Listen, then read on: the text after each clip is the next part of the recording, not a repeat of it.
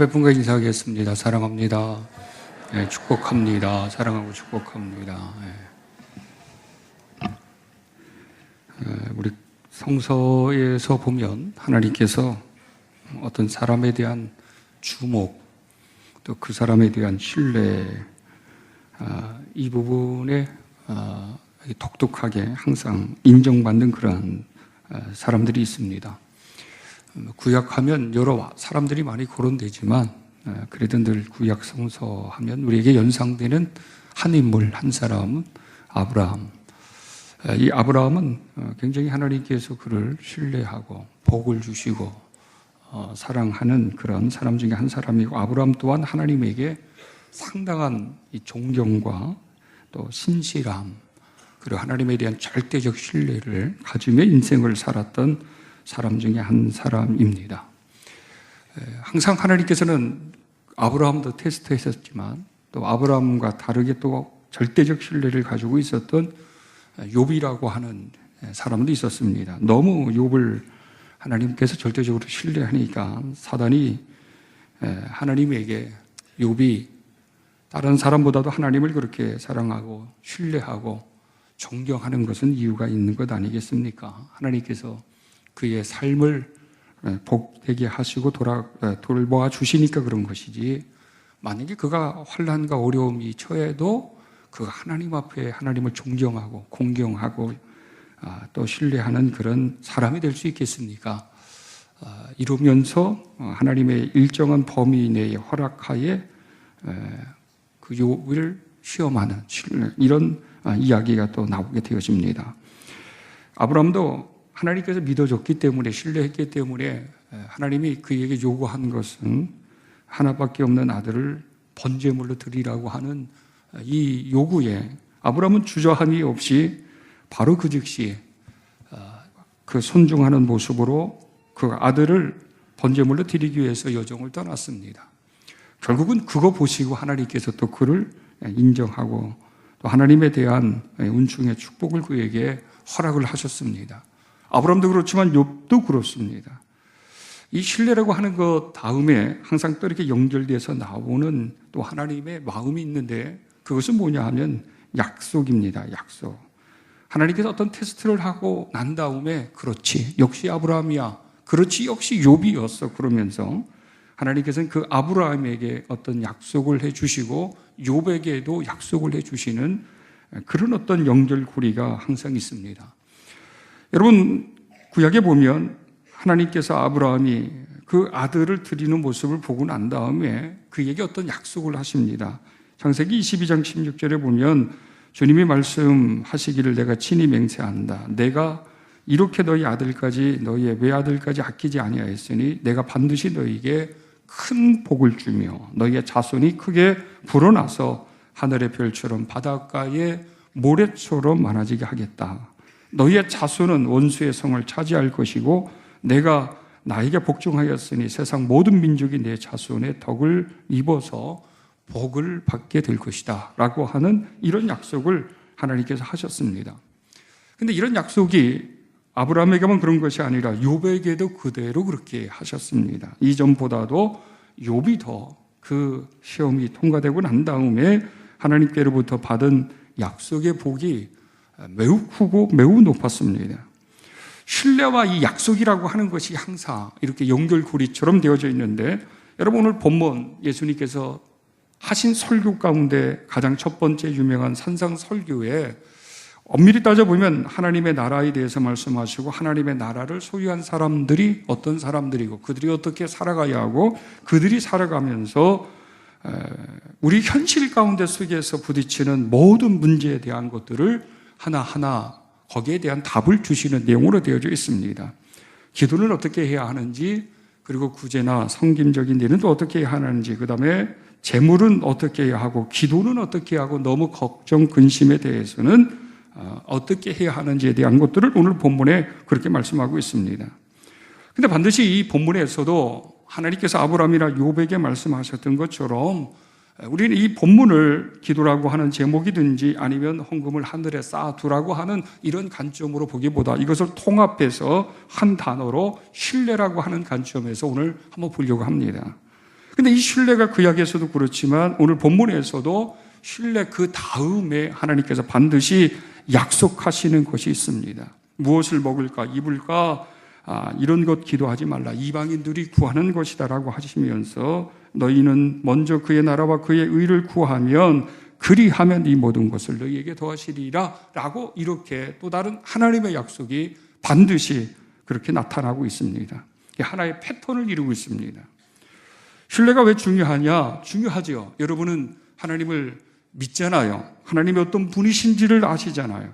그 하나님을 믿으면서 우리가 인생을 살면서 여러분 어느 정도 하나님에 대한 신뢰감을 갖고 있습니까? 퍼센트로 얘기한다 그러면 100%입니까? 아니면 70 정도, 80 정도 되십니까? 아니면 아직도 50% 미만의 뭔가 하나님이 있는 것 같고 살아계신 것 같고 안 살아계신 것 같고 능력으로 나와 함께하는 것 같고 하지 않는 것 같다고 혼돈되고 헷갈릴 때가 있습니까?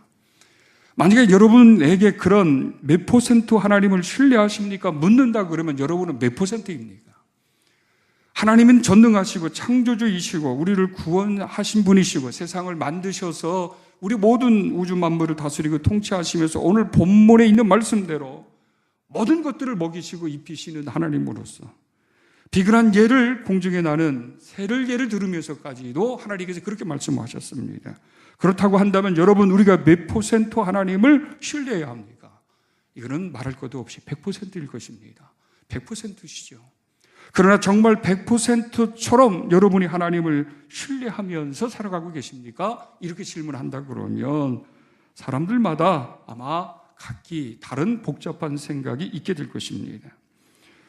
모든 이 신뢰는 전적인 이 신뢰 속에서 우리가 만약에 거한다 그러면 그런 믿음과 그런 자세를 가지고 살아간다 그러면 아마 이 세상이 아름답고 복이 있는 그런 세상으로 보여지게 될 것입니다. 왜 그러냐 하면 인간은 근본적으로 뭔가 불안을 느끼는 거, 염려가 되는 거, 걱정이 되는 거, 근심이 되는 거, 이 모든 것들은 결국은 우리 자신들의 마음으로부터 오는 것이고 그 마음의 중심 밑바닥에 무엇으로부터 출발하느냐라고 얘기한다 그러면 아마 탐심으로부터 출발할 것입니다. 내가 만족하지 못하고 무엇인가를 이렇게 탐하면서 그것이 때로는 소유하지 못해서 없어서 불안과 절망과 초조와 근심 이런 것들이 다 생기게 되는 것입니다.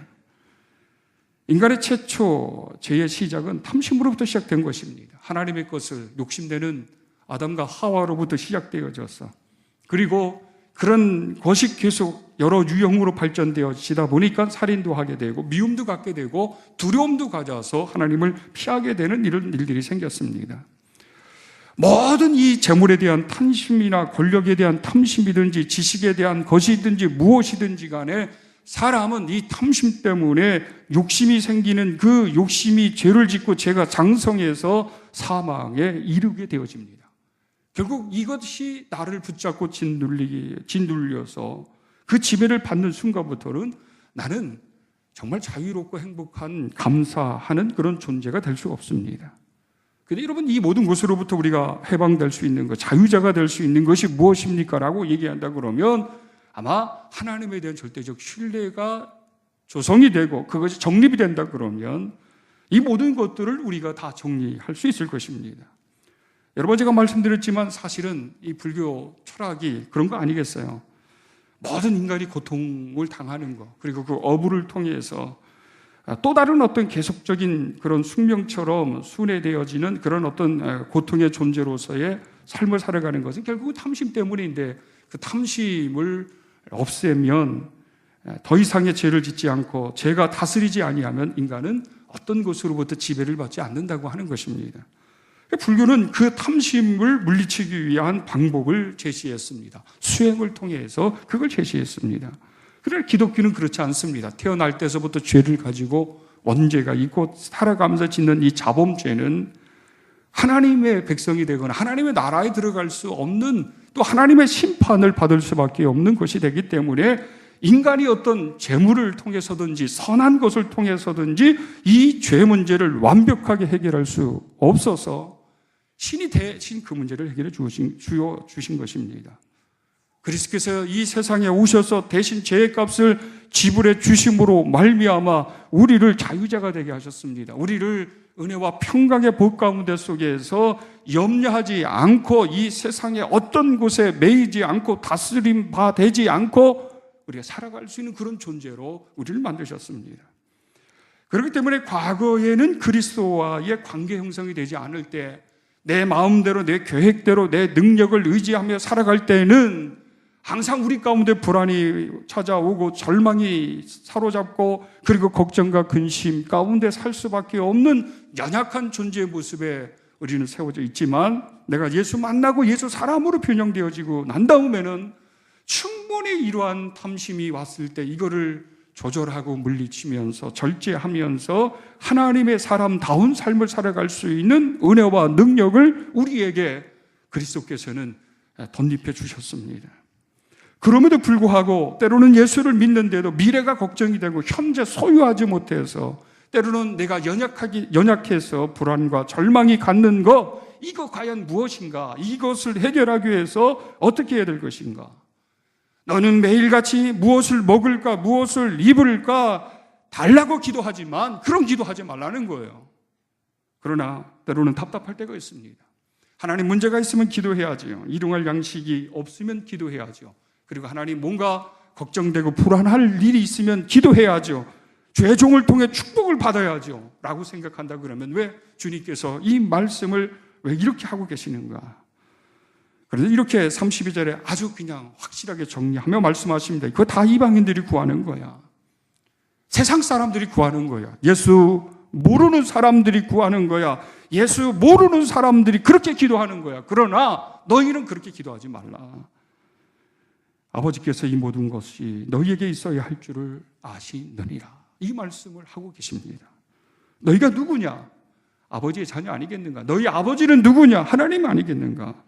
자녀가 무엇을 달라고 얘기해서 아버지가 듣고 난 다음에 이해가 돼서 주는 경우도 있지만 자녀가 그런 기도하지 않아도 아버지는 안다는 거예요. 아버지는 그 자녀의 모든 문제를 책임져 주시고 그렇게 하시겠다는 거예요. 그렇기 때문에 그런 기도보다도 그런 육신적인 안목에 붙잡혀서 있는 것보다도 너희는 그의 나라와 그의 의를 구하라. 그리하면 여기에 또 다른 신뢰 그 다음에 나타나는 약속을 말씀하십니다. 이 모든 것을 너희에게 더하시리라. 이 모든 것이 뭐예요? 우리가 바라는 것들 아니겠습니까? 그렇기 때문에 결과적으로는 하나님에 대한 이 신뢰가 정립이 되면 우리가 어떤 근심과 걱정과 불안과 절망으로부터 자유스러운 존재가 될 수 있습니다. 욕구는 똑같아요. 예수를 믿나 안 믿나 우리의 본능에서 생기는 욕구는 다 식욕, 물욕, 성욕, 이 욕구는 다 똑같아요. 그러나 예수 사람들이 그 욕구를 절제하고 욕구의 지배를 받지 않는 것과 지배를 받으며 살아가는 것과의 차이는 분명히 있는 것입니다. 예수님께서는 이왕 예수 믿는 거 한번 100% 믿고 인생을 살아보라 이 말씀을 하시는 거예요. 나를 한번 100%로 절대적으로 그렇게 한번 믿고 살아가 봐라. 아브라함처럼 욥처럼 그렇게 한번 해봐라. 그렇다 그러면 하나님께서 너를 그 인생을 복되게 하시겠다고 하는 것입니다. 결국은 우리가 이런 하나님에 대한 신뢰의 풍성함이 부유함이 우리 가운데 있게 되어지면 그 신뢰가 100%, 80% 있다고 하는 그 증거는 이런 것입니다. 여러분 무엇으로 알 수 있느냐라고 얘기할 때는 이런 거예요. 이 만족할 줄 아는 겁니다. 사도 바울은 이 자족의 비결이라고 얘기를 했어요. 내가 소유한 것만큼의 100% 행복하는 것 이것도 아니에요. 나는 50%밖에 안 돼요. 그러나 100%의 만족을 느끼는 것 이거는 생각과 마음 먹기 나름이라고 하는 것입니다. 신앙의 문제라는 거예요. 신앙의 문제, 마음의 자세의 문제라는 거예요. 믿음의 문제라는 거예요. 주님 안에서 어떻게 마음 먹고 믿음을 가졌느냐에 따라서 나는 부족해요. 능력이 안 돼요. 나의 환경이 무엇인가 바라는 것만큼의 그 목표치에 도달할 수가 없어요. 그런데도 상관없다고 하는 이런 마음으로 감사할 수 있고 만족할 수 있는 그것 여러분 그것은 절대적인 신뢰로부터 오는 것이라고 하는 것입니다. 결국은 사람들이 어떤 마음을 품고 있느냐, 사람들이 어떻게 생각하느냐에 따라서 달라질 수 있다고 하는 것입니다. 여러 물질이 있어야 되지만 이 물질이 최고가 되어서는 되지 않잖아요. 필요한 것이지만 절대적인 것입니까? 여러분, 절대적인 것 아니에요. 필요한 것이에요. 그러나 절대적이지는 않습니다. 오직 절대적이신 분은 오직 예수님이십니다. 여러분, 예를 든다 그러면 여러분 자동차가 필요한 것이지 절대적인 것입니까? 집이 필요한 것이지 절대적인 것입니까? 어떻게 생각해요? 절대적인 것으로 생각하는 사람은 더 좋은 차들을 계속 사야 합니다. 더 평수가 넓고 더 좋은 집에 계속 살아야 합니다. 절대적인 사람들은 그래서 늘 만족함이 없어요. 그러나 필요한 것으로 생각하면 20평에 있던 50평에 살던 그냥 사는 거예요. 주거 공간일 뿐이에요. 부부 둘이 사는데 50평에 살면 뭐 거기서 청소하기만 힘들지. 여러분, 뭔 유익이 올 것이에요. 20평에서 부부 둘이 사느나 50평에서 사는 사람이나 그러면 절대적인 신뢰 속에 만족하며 살아가는 사람들의 그 만족도를 가지고 얘기한다 그러면 20평에서 100%가 될 수 있고 50평에서 50%만 될 수 있어요. 물론 20평에서도 20%만 만족할 수도 있어요. 그러나 하나님과의 깊은 관계나 신뢰적 믿음을 가지고 있는 사람이라 그러면 이거는 필요한 것으로만 생각한다 그러면 절대적인 것이 아니라고 생각한다 그러면 여러분 능력이나 부족이나 소유와 상관이 없이 우리는 만족할 수 있습니다. 만족할 수 있습니다. 그런 면에서 그리스도께서는 그걸 말씀하시는 거예요. 돈의 문제, 물질의 문제, 그것을 재테크하고 저장해서 은행에 저축하고 그리고 또 어떻게 하고 뭐 이런 인생, 이거는 예수 모르기 전에 살았던 사람들의 인생이라는 거예요. 차라리 그럴 바에는 이 세상적인 것으로부터가 아니라 하늘에 쌓아두는 지혜로운 자가 되라. 하나님께서 기뻐하시는 선한 일들을 행하는 것을 통해 하나님 나라에서 받을 수 있는 상급자의 삶을 차라리 그렇게 살아가라. 그것이 너희에게 지혜롭고 복 있는 것이다. 이렇게 말씀을 하고 계십니다. 내가 무엇을 먹을까 무엇을 입을까 하는 이 모든 문제는 결국은 돈의 문제 아니겠습니까, 여러분? 우리가 좋은 대학을 졸업을 하고 좋은 직장을 선호한 것도 결국은 돈 아니겠어요? 그 돈이 왜 그런 거예요? 필요하기 때문이에요. 그러나 절대적이라고 생각하면 그건 착각이에요. 엄청난 일들이 생깁니다. 필요한 거예요. 그러나 그 필요한 것이 적정선에 만족이 돼야지. 만족되지 아니하면 그때부터는 문제가 생깁니다. 그럼에도 불구하고 하나님께서 어떤 것을 주셨을 때에 지혜롭게 관리하면서 부유하게 누리며 살아가는 경우가 있어요. 그러나 주셨는데도 관리가 잘못되고 지혜롭게 사용하지 못함으로 채워줘도 부족함으로 드러나는 경우가 있어요. 그것은 그 사람의 어떤 능력적인 차이지 결국은 다 동일한 관점에서는 하나님께서 하나님에 대한 신뢰만 가지면 그 모든 것 속에서 우리가 만족할 수 있고 감사할 수 있는 그것을 하나님께서 우리에게 요구하고 계십니다. 그러게 여러분 절대적인 신뢰의 은혜 속에서의 영적인 부유함을 갖게 되어지면 이제 보는 것이, 품는 것이, 행하는 것이 달라질 수밖에 없어요. 복음은 제가 요즘 수요일 예배 때 늘 말씀을 전하고 있지만 우리의 감각을 통해서 경험되어지는 것입니다. 복음은 추상적인 것이 아니에요.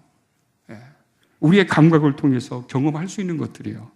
볼 수 있는 것이고 이 촉감으로 느낄 수 있는 것이고 그리고 냄새를 맡을 수 있는 것이에요. 이 예수 그리스도의 존재성은 사실은 예수님 시대에 되어진 사건의 이야기 속에서는 함께한 사람들은 복음을 받습니다. 예수님을 받습니다. 예수님을 경험했습니다. 때로는 느끼기도 했어요. 그 마음에 그리스도의 사랑의 손길이 그리스도의 능력의 임하심이 나타날 때 그 마음의 성령의 감동을 통해서 느낌이 다양했어요. 어떤 사람은 막 불일 같은 느낌이 왔고 어떤 사람은 막 황홀경 같은 느낌이 왔고 어떤 사람은 막 두렵고 떨리는 느낌이 왔고 어떤 사람은 자기의 심령을 칼로 비워내는 듯한 어떤 쓰라린 아픔의 느낌으로 그리스도를 만남으로 그리스도를 경험함으로 오는 그런 느낌들이 있어요. 또 어떤 사람은 냄새로도 그것을 느꼈다고 그렇게 고백하는 사람들도 있었어요. 그 예수 그리스도를 경험한 사람들이 그 경험되어지고 본 것을 기록한 것이 신약 성경 아니겠습니까? 마태가 그리스도를 본 거, 그리스도의 설교가 많이 있는데 5편의 설교만 아주 중요하게 생각하면서 마태복음을 기록했을 때 마태복음 5장서 7장의 산상 설교 첫 번째 설교를 다른 어떤 10장의 설교보다 왜 앞에 놓았을까? 뒤에다가 이렇게 다른 설교도 쫙 놓을 수 있었을 텐데 이 산상 설교를 맨 앞에 5장부터 7장부터 왜 놨을까?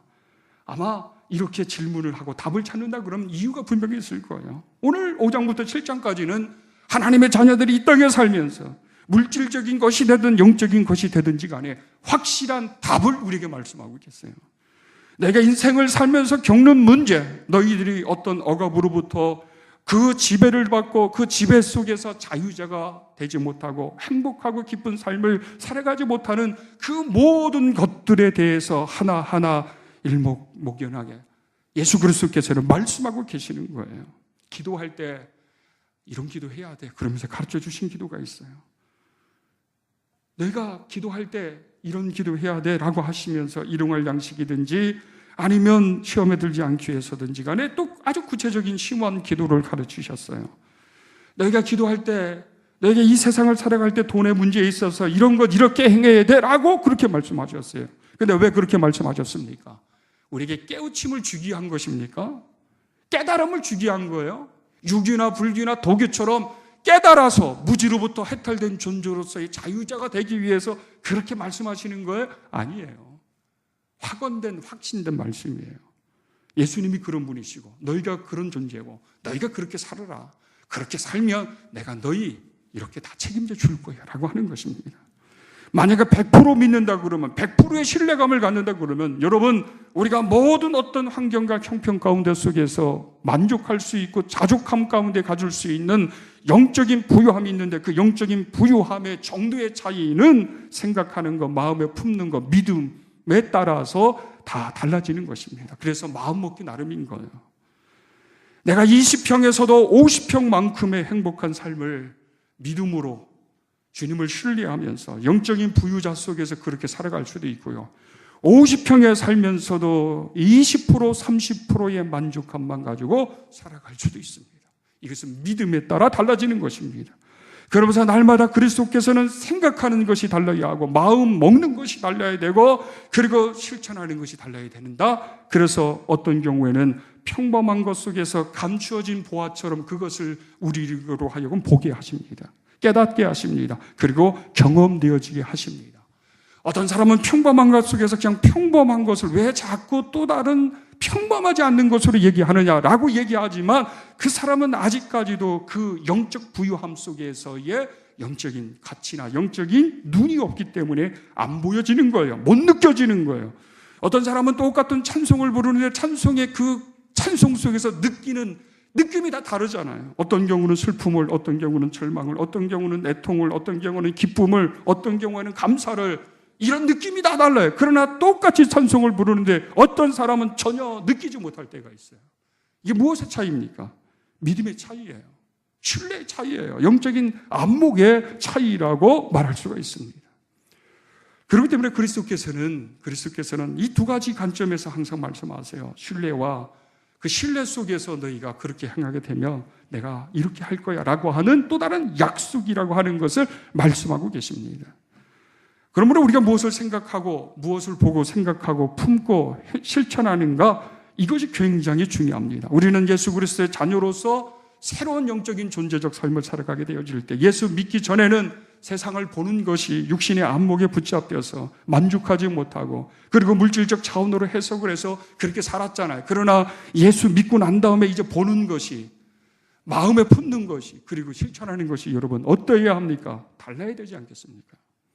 요즘 봄이 돼서 많은 나무들이나 꽃들이 많이 시장에 나왔잖아요. 여러분은 그 나무를 보고서 어떤 나무를 심겨져 있다고 한번 예를 든다고 한다면 그 심겨진 나무를 보고 사람들마다 반응이 다 달라요. 어떤 사람은 아유 저 나무 나중에 가을 되면 단풍 그 잎이 많이 떨어져서 청소하기 힘든데 이런 현실적인 사람들이 있어요. 예, 저 나무 어떤 나무인데 그 잎이 많아. 근데 나중에는 가을에 그 잎 떨어지면 청소하기 굉장히 힘든데 아이 저런 나무 심으면 안 돼. 이런 사람이 있을 겁니다. 어떤 사람은 그 나무를 보고서 그냥 그 나무 자체에 그 생명력 있고 아름다운 것으로 뭔가 그 속에서 자기 나름대로 또 다른 어떤 신앙이든 아니면 개인적인 감성을, 영적인 것이, 감성적인 것을 풍요롭게 하든지 간에 보고 행복하고 아름답고 라고 하는 이런 어떤 느낌으로 얘기하는 사람이 있을 것입니다. 보는 시각에 따라 다 틀린 거예요. 시각에 따라 느낌을 품는 것에 따라 이 행동도 달라질 것입니다. 절대 가을에 청소하기 싫어서 잎이 무성한 나무라고 생각하는 사람은 그 나무 절대 안 살 것입니다. 그러나 그렇지 않는 사람은 나도 한 그루 꽃나무를 저렇게 한번 사서 심어볼까? 아마 그럴 것입니다. 보고 생각하고 품고 실천하는 것이 다릅니다. 신뢰는 바로 그런 거예요. 내가 하나님과의 관계 속에서 하나님 앞에 하나님을 향해서 어느 정도 신뢰를 하느냐에 따라서 보여지는 게 다른 것입니다. 그리고 내가 느끼는 것도 다른 것입니다. 그리고 내가 말의 고백이나 행동하는 것도 다른 것입니다. 여러분, 이게 다른 것이에요. 이 다름에 대한 교훈을 우리에게 말씀하시고 그것을 통해 완전한 하나님의 자녀로서의 삶을 책임져 주시는 하나님에 대한 신뢰를 갖게 하는 것이고, 그리고 그 완전한 그 신뢰 속에 살아가는 우리에게는 하나님께서는 은혜와 평강의 복을 허락하시기 위해서 그렇게 말씀하신 것입니다. 여러분, 우리가 이 양 예수 믿는 거 100% 믿고 사셔야 합니다. 내일, 일주일, 한 달, 1년, 10년에 대한 생각을 하는 것은 좋은 것입니다. 계획도 세우고 꿈도 꾸고 준비하는 것은 좋은 것입니다. 그러나 너무 지나친 생각과 계획 속에 오늘 하루만 족할 걱정과 근심을 미리 앞당겨서 할 필요는 없습니다. 그래서 예수님께서는 그렇게 말씀하신 거예요. 오늘 하루를 천년처럼 감사하면서 오늘 하루에 일어날 걱정만큼만 그냥 걱정하고 주님에게 맡기며 그렇게 아무 염려하지 말고 살아가라. 이것을 우리가 말씀하시는 것입니다. 이게 신뢰예요. 주님에게 모든 것 맡기는 것, 주님 뜻대로 모든 것이 이루어지기를 원하는 것. 그래서 주님 안에서 점점 친밀한 관계 형성을 쌓아가고 신뢰성이 높아지면서 우리가 부족해서, 우리가 능력이 안 돼서, 우리가 연약해서 채우지 못하는 세속적이고 육적인 그 모든 것으로부터 우리가 자유자가 되는 것, 진정한 자유자가 되어서 하나님과 관계 속에서 주시는 영적인 부유함으로 살아가는 것, 이것이 바로 주님이 우리에게 원하시는 것입니다. 여러분, 아무것도 염려하지 마시고 하루하루의 삶을 주어진 대로 감사하며 살아가시기를 바랍니다. 근심과 걱정을 다 주님께 맡기며 갈 수 있는 그런 우리 주의 성도들이 되시기를 간절히 축원합니다.